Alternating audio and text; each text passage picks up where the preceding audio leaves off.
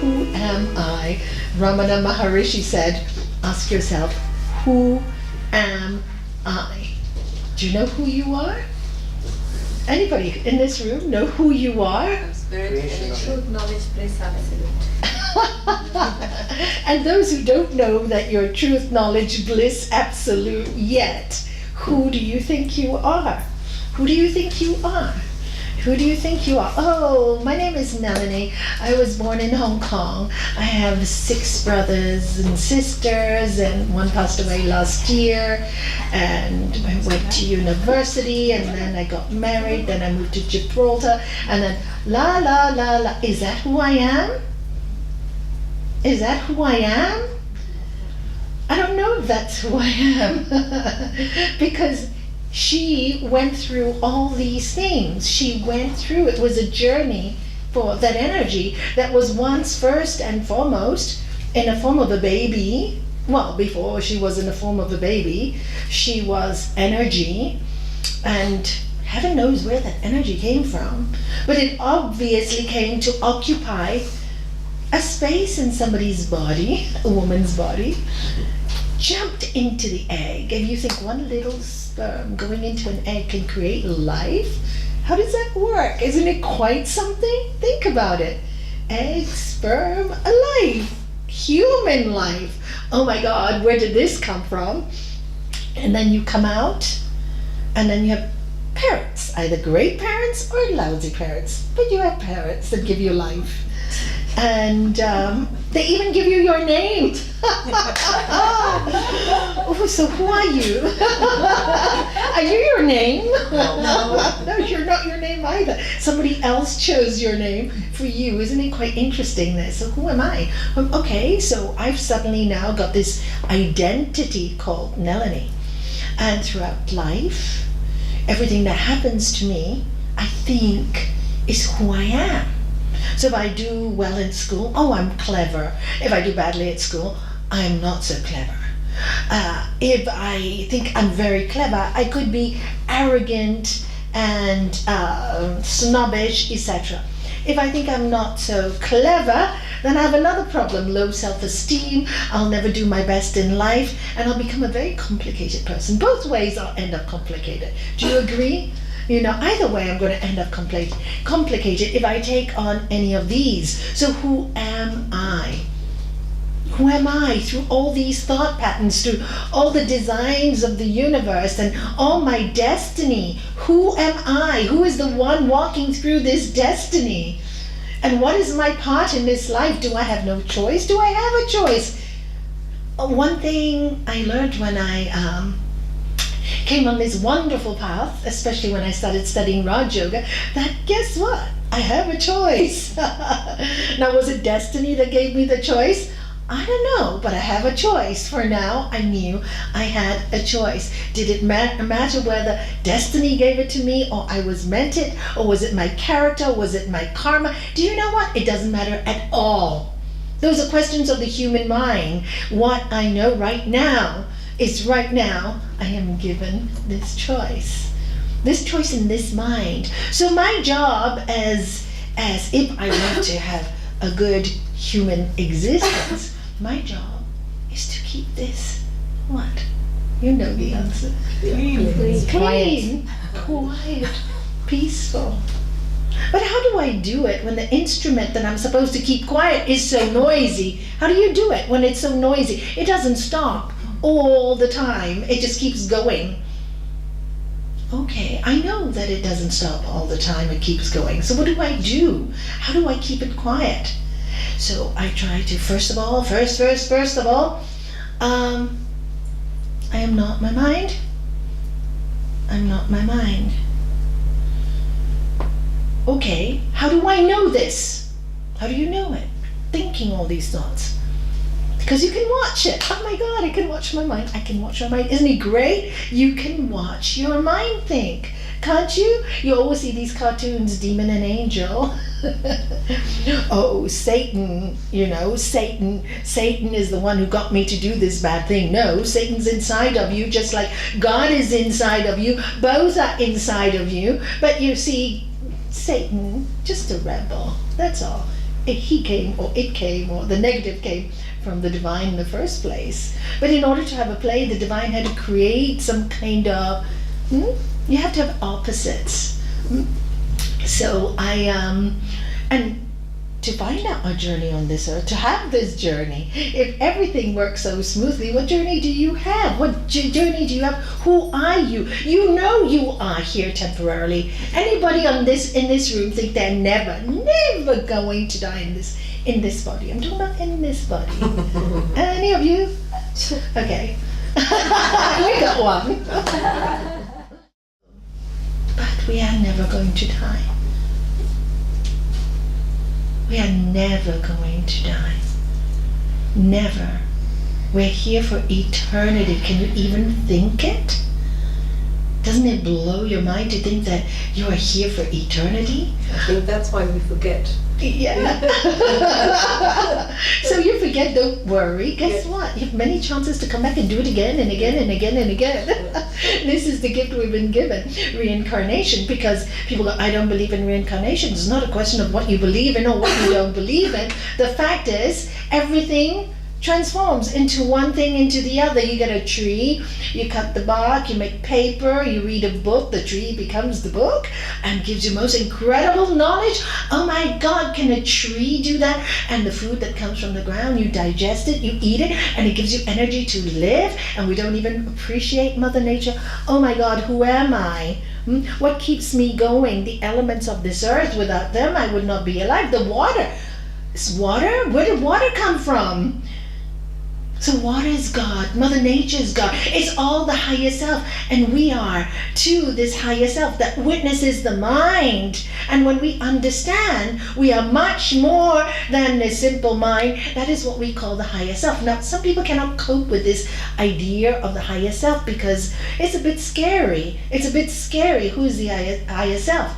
And we have this lovely story in our old Hindu scriptures. And the story goes like this. First it was, in the beginning, it was all quiet. And then Gurudev says, and I love his version, goes, I guess God, whatever you want to call it, got a bit bored. It's a bit quiet. So it gave of itself to creation. That's why they call it the biggest sacrifice. And this is why it gave itself to all things. And this is why by nature, human beings, when we don't give and we don't love, we feel trapped inside and we become like this. Because we need to love. Don't you need to love to feel alive? Tell me. Don't you? When you're not in love, when you hold back, when you're sad, do you feel alive? When you get upset in your home and you're angry at the person you love most and you think, do you feel alive? You don't. When do you feel most alive? So because the spirit of sacrifice, what is sacrifice? To love beyond this earth, beyond. God is everywhere. God is everywhere. We think it's in one place, but it's everywhere. But more than that, it is here. And that's where you have to find it. And this Sanskrit story is exactly like this. The divine appeared and created lots of ministers. And now that he got his band of workers to work in all these different planets, one was supposed to control the wind, the other one the sun, the other one the moon. And then he goes, now, we're creating this planet. I'm going to create man, and I'm going to put an essence of me, like I've done with you, into every single creature on this earth. I'm going to put my essence. Now, I'd like to put my essence in so they remember who they are. So he asked the ministers, where do you think we should put this essence? And one of the ministers said, oh, you know what? If we put your essence in the waters, God said, no good. They'll learn how to swim. They're too smart. They'll learn to swim and they'll find me there too easily. And let's put them in the sky. No, they'll learn to fly and they'll find me too easily. And we'll put it here. We'll put it then. Finally, then God said, we'll put it inside. I'll put myself inside each one. And they'll look everywhere. until they find me with it. And that's what we do. You see, with our lives, with our minds go everywhere, correct? It does. You get up in the morning and boom, boom, boom. It's in your outside world already. It's already there. It's even just wake up and what I'm going to wear, what I'm going to do, we got this. It's already outside of you. And then you get stressed and anxious and fearful because it's like, oh, if you've got a scary day in front of you, you've got too much on, and you see all the list of things you have to do, what's going to happen to you? You go, oh, I'm never going to do it. So I am stressed. You've already forgotten who you are. You just forgot. And that's why the mind is stressed, the list is stressful. And but instead, if you know who you are, and you know that I have this energy, this self inside of me, then what will happen? Your meditation in the beginning will be contemplation. Contemplation. Because if you just sit and meditate without any knowledge of who you are, you can be wasting a lot of time. The quick way is, one thing we all know is that we are energy, right? Doesn't matter tradition, religion, everything. We're all energy. Truth is one, parts are many. And some people see that higher self as Jesus, others as Shiva, others as Krishna. It's the higher self, it's the higher self, it's the higher self. It's one. We came from that one. Science has proven it. Oh my goodness, it's proven we're one consciousness and we're not listening. We're not listening. We're hearing the words. We're hearing, but we are not living the words. And of course, when we come to this world, because Earth it's governed by the moon and the sun. If we didn't have the sun, there would be no day. So who designed it so perfectly? The Earth should be on its axis and it's a ball and we don't all fall down because gravity was created. I mean, wow, think about it. Quite an incredible structure. So it gave us the ability to live in this earth called the earth of opposites, where there's good or bad. Then it laid some universal laws. If you focus on the Lord of love, you can vibrate at the level of the higher self, which is the Lord of love. And how do you know it's the Lord of love? It gave itself to all of us. It sacrificed. It cut itself into billions and zillions and uncountable particles that we will never know with this mind in this lifetime. Can we? We can't. We can't know it. Isn't that so exciting? That's why we keep coming back and back and back till we come to a point where, maybe this planet, I need to go to the next planet, the next university, because what is not discovered here is to be discovered something else. So we will never die. When you understand that you will never die and the higher self is within you, then all the anxiousness, all the stress, all the fear of loss of a loved one, loss of your home, loss of so many things, all these fears of loss, you are not losing anything. It will never go. That's why we say focus on love, focus on the heart. And that's why I love the Upanishads, the old ancient scriptures describe this energy as the Lord of love. But what kind of love? Unconditional love. And you're on this earth, you're going to face pain. Absolutely true. Who doesn't? Anybody in this room? Everybody has had pain. And has everybody in this room had joy too? Those are great moments that you would never miss out. You didn't come here. I've had many people in my life in the past who contemplated suicide, really wanted to die. Many, not one or two, but many. And a few years later, when they discover the higher self, and they tell me, oh, Nalanie, I would have missed out on all this. And I go, yeah, it's pretty cool. You didn't miss out. You see, you took the courage and the time to discover you, and now you're really enjoying life. But you have to go through the pain and the darkness before you know the light. We live in the world of opposites. You cannot know very, very bright light unless you've known very, very dark places. Isn't that true? If you're here in the middle, you will only know mediocre. And this is why in all the scriptures it says, we give suffering to the greatest of people so that they wake up to their self. So if you've got a lot of suffering in your life, consider yourself lucky. But this we don't do, you see, because we got so locked in our human body, we got so locked in this space that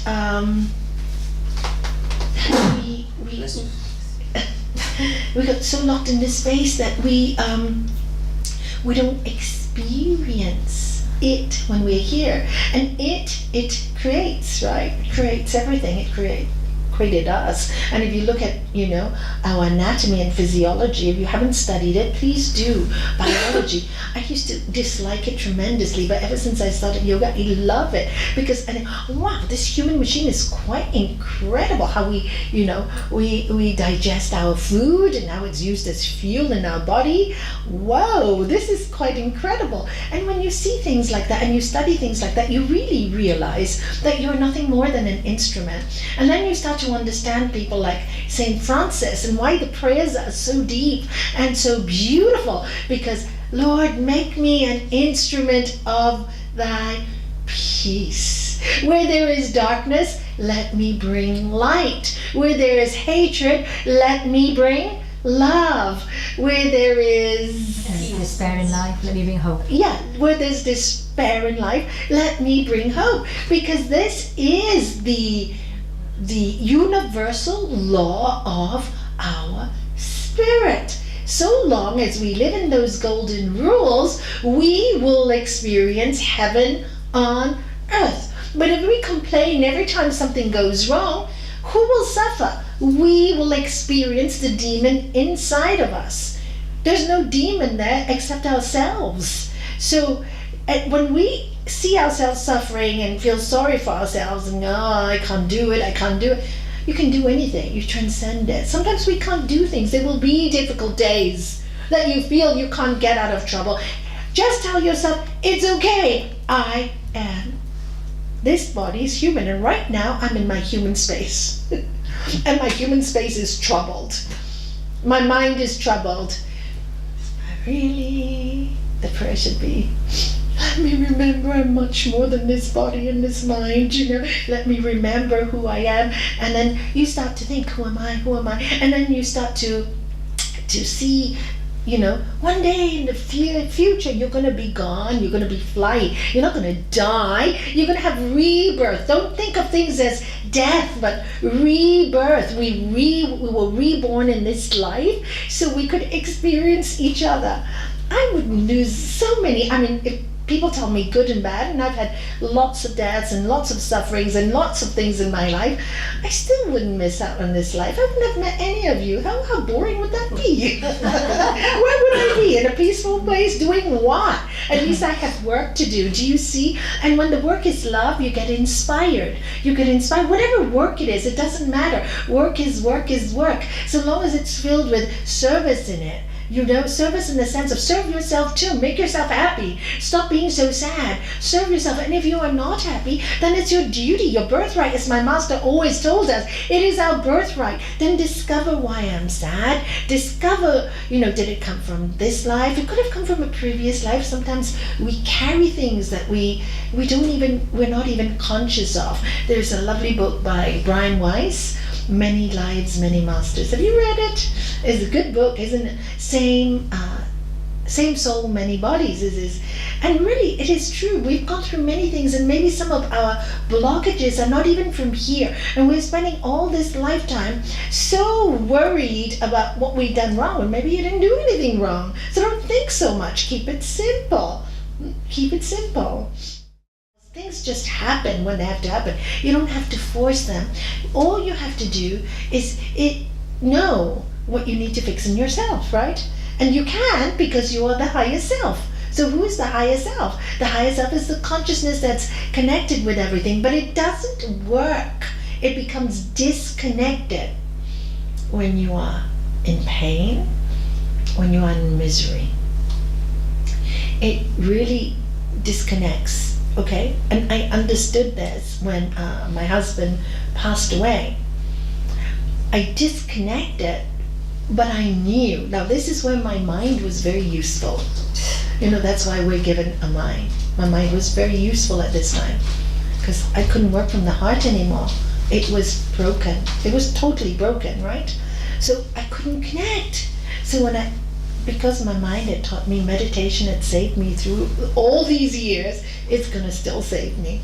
So I sat there and everything was black. No feeling. And I go, is there a God? Is there anything? Is there really a higher self? Is everything I'm doing a lot of rubbish? And then my mind goes, no, Nalanie, with all your knowledge, you have understood that during the time of pain, you become a little disabled. And when you are disabled emotionally, this is where you learn compassion for other people. Your teaching will get even deeper.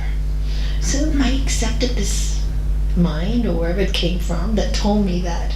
And I kept going. Your job is to keep going. It will pass. Face the pain, embrace the pain. So I embraced it, and if some of you remember, I called myself Mrs. Waterworks. I never knew when I was going to cry. And at the silliest places, at the supermarket, oh my God, poor lady at the till didn't know what was going on. Because I had 6 bottles of water to carry. I could never do it. My husband always did it for me. Can never carry heavy things. And I go, suddenly take the 6 bottle, I couldn't lift it. And I start crying. The lady says to me, did I do something wrong? I said, no, my husband passed away. I'm just having a bad moment. So she helped me with the bottle. And after that, guess what? I got filtered water at home right away. I'm not doing this again. Good, you see, I had to cry to know that I need filtered water because I don't carry heavy bottles every single day of my life. So it was actually a gift that I cried at that moment. And if you see life like this, everything is a gift. Otherwise, you won't just move yourself forward. We tend to stay stuck even in little things in life because it's the state of the human mind. When we get too comfortable, isn't it true? We stay stuck. We don't progress spiritually. So you have to get a bang to wake you up. Wake up! You're much more than what you think you are, and one day you're going to lose all of this, and if you're not spending any time living it, it'll be too late when you know you've got to die. So these panic attacks and these problems come to you to really wake us up if you can see the truth of it. And really, I am not lying to you, because anybody can vouch for the fact that you don't know who you were before you came to this body, and you don't know who you're going to be after you leave the body, or what you are. Isn't it true? So that fact we all know. We all know that when we are in love, even in a conditional way and not possessive way, not the moment possessiveness comes, boom, love is gone. That's attachment. We know how we feel. So we can really understand that where that divine energy can take us to a better place. So if you can't be with the one you love the one you're with. Do you remember that song? No, I'm too old for all of you. Thank you. We remember it. Yeah. There is that higher self. That's who we are. And we feel that connection to what we call God or Jesus or Moses or whatever you want to call it. When you feel it, you feel a warmth coming up. You feel a warmth coming up to your body. It's like you're bathed in these sensuous waves. They're sensuous, actually, and that's the only way I can describe them, of love that come through your body, and they're like waves. They're sensuous but not sexual. There's a difference. This is why so many people who sometimes come on this path misunderstand it and misuse it. You hear about many masters, gurus. They really start off well, and then after a while they start to abuse their students. Do you see? So you have to be very very ethical. Very ethical. And this is why we have to understand the golden rules of this earth as well.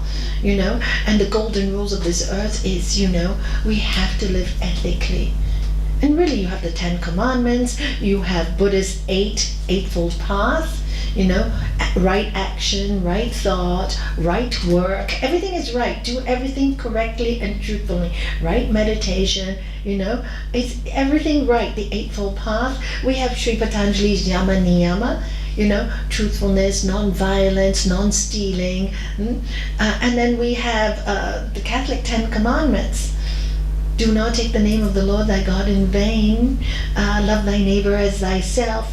Do not covet thy neighbor's wives. Do not covet thy neighbor's goods. I mean, and if you look at these commandments and you really study them, it's really true where the suffering comes from. When we steal something that is not ours, it does not belong to us. Take something that doesn't belong to us. There's non-stealing, same. So these are the universal rules. And so when we adhere to them, we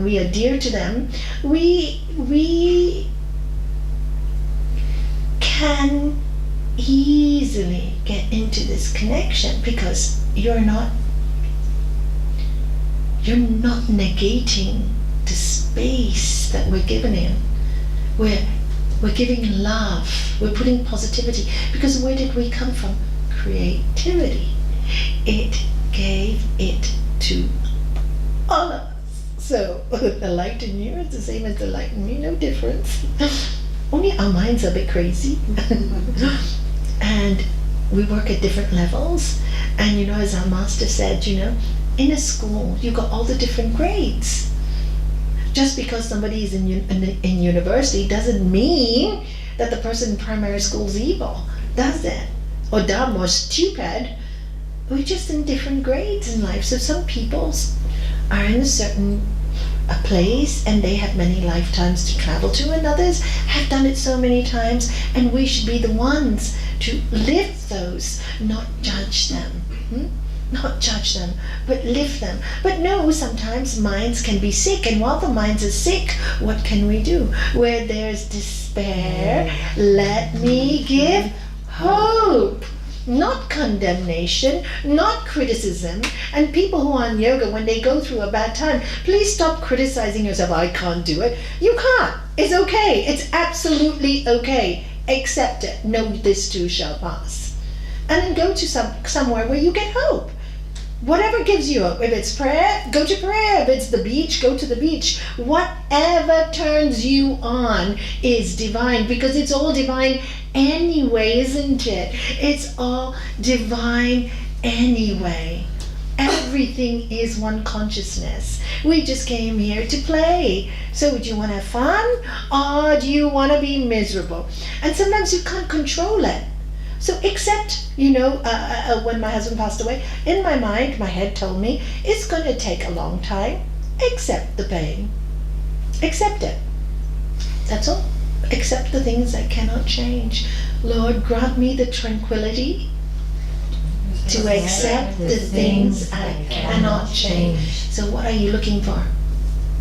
Tranquility in your time of frustration. Instead of saying, why did it happen? The doctors are this, that, and why did this, No tranquility, right? You cannot change it, so let me be peaceful in the things I cannot change. And then the courage to change the things I can. What can you change? Your attitude. Correct. Only thing you can change, nothing else. You can't change, why don't you give me more time? I'm going through this suffering. Can't change anybody's attitude towards you, but you can change your attitude towards the suffering. That you can do. And that takes courage. It's not easy. It's really hard. So if you fail the first time, second time, you cry and you get frustrated, you're normal. Thanks. Welcome to the human world. Welcome to the human world. You're very normal. There's nothing wrong with you that you can't cope. It's just gonna take time. And finally, the wisdom to know the difference. And the difference is we're never meant to be harmed. It's just we chose to come here to experience. And we do know that. Deep inside us, we do. We really do know it. And what is prayer? Prayer is really strong, powerful thoughts. That's what Swami Satchidananda, our Gurudev, used to say to us. They're strong, powerful thoughts. So if you're praying, for example, may peace be with you, and you really feel that from your love, they really have the strength of a laser beam to get to that person. They really do. May peace be with you, but you know what? I don't really like you. Not gonna get there. It's not gonna get there. It's because it's a distorted channel. It's a distorted channel. So we're talking about wavelengths and channels here and vibrations here, because we are made up of vibrations. You know that we're vibration. We're just vibration. If you do Shanmukhi mudra, which I'll make you do right now, but I'll show you first because I can't really explain it because all your senses will be closed. When you do Shanmukhi mudra, you realize that inside of you is just a buzzing, so much humming inside, so much going on. You want to try it? Mm-hmm. Okay. So you watch me first, okay? You close off your ears with your thumb, and then you close off the mouth, and you put this just gently closed. Don't close it totally, otherwise you can't breathe. Just you don't kill yourself at the thing. And then you close up your eyes, okay? And then you press everything inwards. Okay, ready? Mm-hmm. Let's go. Sit with your back straight, please. Ears, nose, eyes. Press into your ears.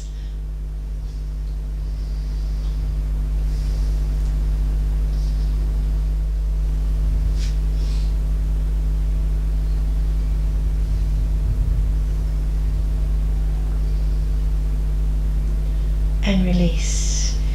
And release. Feels like you're in another dimension, doesn't it? Yeah? Doesn't it? Feels like you're somewhere else. Hear all that goes on inside of you.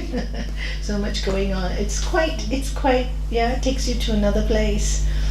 Another exercise might creep you out. Don't get creeped out by it. It's quite interesting. It's one I did when I first started, asking myself, I really remember it so clearly. I was looking at the mirror in Portland House, and I'd already been, you did the same, and I'd really been practicing already for quite some years. By that time, it was 1996.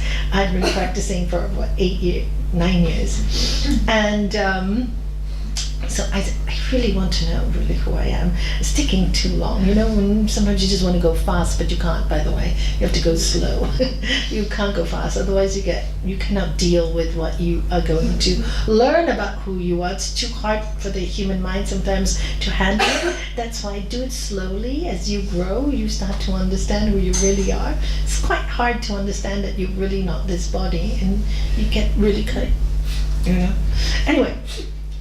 So I had this experiment. I look at myself in the mirror, I look at my eyes, and I look, and I look, and I look, and oh my God, you try it. It's such an interesting thing. I go, oh my God, I'm really not Nalanie. Who's behind there? Oh my God. But you have to do it for a good 10 minutes. It's quite interesting. You try it. I'm not going to tell you what happens because everybody has a different experience. And then my mind would want to get away from it because it was very intense. And I go, stay. Anyway, and you have to ask yourself. And then you start to realize, oh my God, I'm really not this person. I'm really on loan. And as St. Paul said, we're temples, right? Our body is a temple. It is a temple. That's why we have to look after it, that houses the soul. So sometimes we think that, yes, we're born to serve and love, but we have to also look after this temple because it also doesn't belong to us. It also doesn't belong to us. So you've got to look after yourself. A lot of yogis come into the path, oh, I should be doing this for you and you and you and you, and it's cool. I love it. But if it's making you exhausted and tired, it is your message to rest. Get strong and serve. It's not Those big things that you do, it's the small things you do with great love that the energy is so potent that you connect so quickly. When the energy is not potent, you cannot connect quickly. So you got to make that potency. And what is the potency? Love. Purify the mind. Your mind is going to be, I don't want to do this. Just, you know what? Just keep quiet. I'm going to do it. I have to. I know I have to do. I'm going to do it anyway. So let me do it with love. Let me build this up in myself. And then when you see yourself complaining, don't judge yourself. Say, here I go again. You know, here I go again. Up and down the mulberry bush. What can I do? Yeah, it's okay. It's here I go again, and make fun of yourself. Lighten up. We take ourselves way too seriously. We take all life way too seriously. One breath we say, everything is transient. Another breath is, oh. Make up your mind, folks. And if you're going to go, accept that you're human and you're going, but you're not a bad person. Doesn't make you bad. How many mistakes we all make? All this, self-judgment. Stop it. If somebody else was going through a bad time and they were suffering, would you say you're bad? No. So why would you do it to yourself? You say you're just going through a difficult time. Come, let me give you a hug. That's all you can do to make somebody better, right? So simple. So simple. Just give them a hug. So give yourself a hug. Nobody will give you one. That's why in deep relaxation, after we finish, I always tell our students, go on your side and give yourself a big hug, because as you grow up, you get less of them. So give yourself a big hug and say, great, you know what? I managed to do a whole hatha yoga class. My body is still, wow, it's still functioning. How many people can't walk? How many people can't, limping, you know? I mean, if it wasn't for hatha yoga today, I'd still be limping. I limp sometimes. I've got a bad foot. But thank God for it. I'm so grateful I can walk. You know that story, right? I was complaining that I didn't have shoes till I saw a man who didn't have a foot. Yeah, it's that kind of thing. And sometimes that's why these horrible things have to happen, because if we get too complacent and being so comfortable, we will never grow. And when the time comes for us to go, we panic.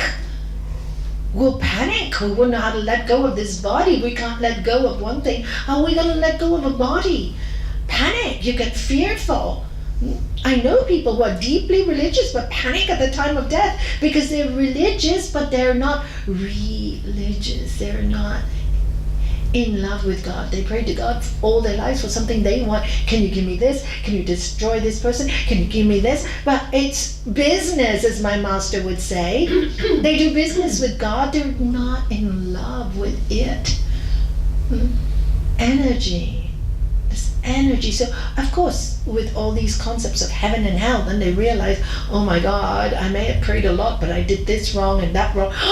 Judgment day, am I going to be, do you see all this happens in the mind? And how can a mind like that be free at the time of death? It's, oh my God, it's horrible. I've seen people like that. It's horrible. And then you just have to, no, you have to forgive yourself. It's not too late. You still have 24 hours, to ask yourself to forgive yourself and to say you're sorry to the people who are near you. You have time. It's never too late.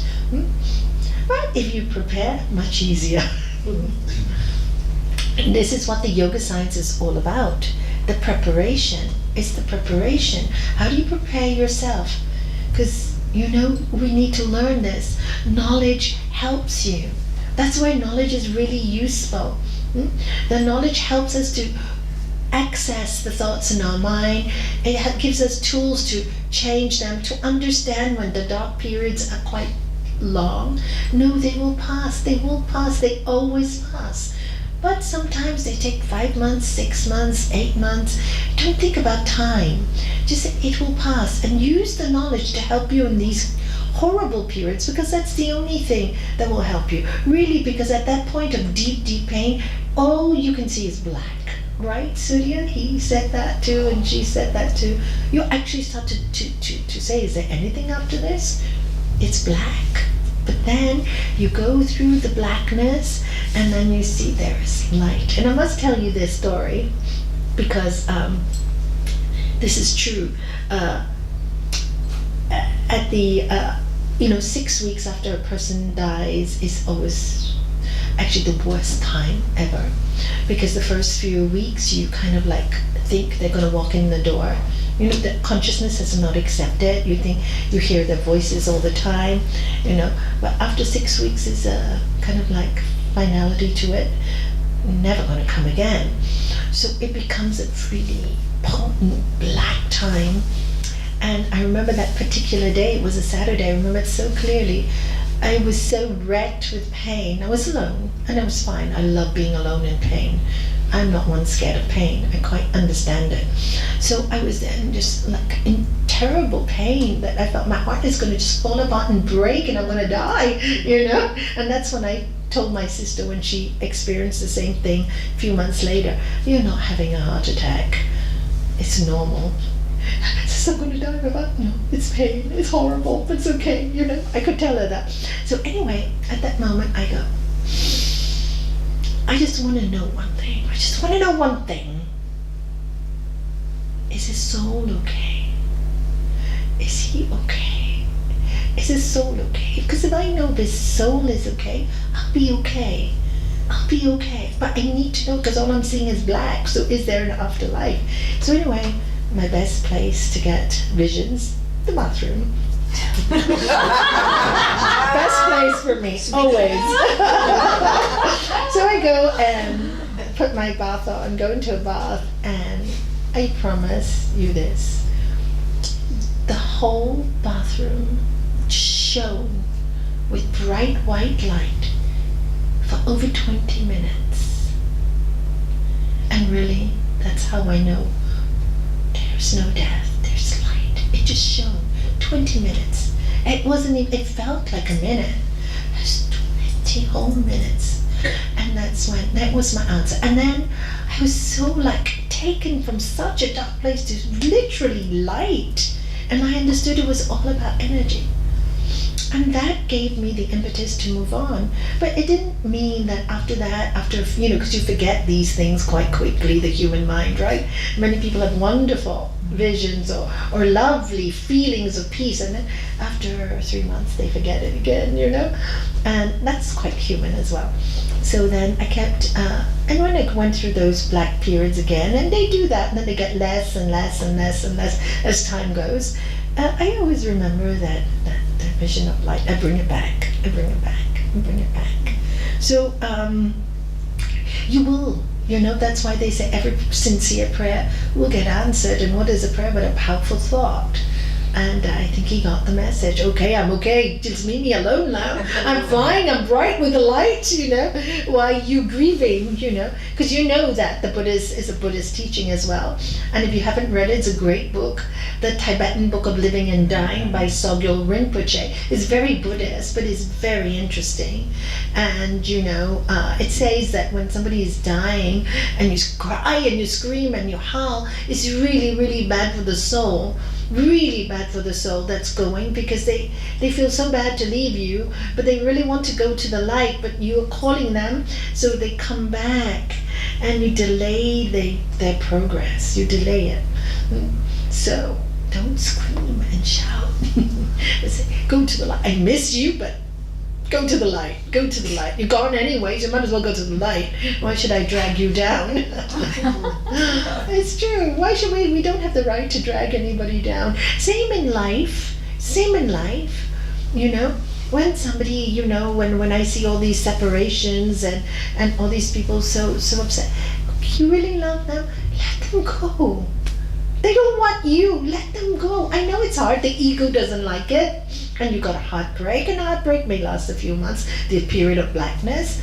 But let them go. Let them go. They're happy. If you really love them, don't you want them to be happy? Why don't you want them to be happy? You said you love them. They don't want to be with you because you make them miserable. You better ask the question, why don't they want to be with you? Or is there another reason? Do you see? Let them go and discover you. Not in the context of somebody else, but in the context of you. who are you? Who am I? Who am I? And then in this questioning, you will discover really the real truth, which is, I am just a visitor on earth. And this is just one of my stations. And this is just one of my stations. So I stop a little while to enjoy the view, to learn about people and things and animals and trees and plants and smells and beautiful things and ugly things, but they're all part of things. They all make this story called a book. And this is my book, and this is my story. Good or bad, I want it to be a good book. I want people to open the pages and, wow, a beautiful life. And forget about what people say. I want to say to myself when I leave this book, wow, a beautiful book. I'm done. Job done. Next job, please, because it will be, if you're eternal, I think I'd like to be doing something rather than nothing. Or would you prefer to do nothing? That's also a choice. I don't think we have a choice. Because if it's nothing, there's no individual soul left anymore. That's the funny part. We don't even understand the physics out there, the real physics, the real science. We have no idea. You think you're seeing a star that was there millions of years ago, but we're seeing it now. It's traveled. We're just seeing the light of it now. So is it really there? No, it's an illusion. It's an illusion that we're seeing. As our life, when we die, will become an illusion. Maya, we call it in our scriptures, Maya, an illusion. And it's just an illusion, all of it. One day, all gone, like magic. So that is the truth.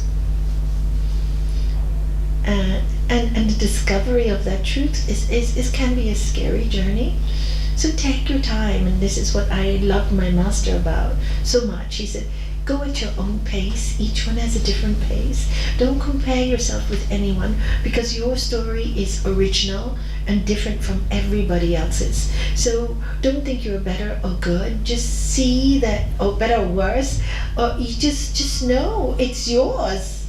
And I always say to many of my students, you were made as an original piece.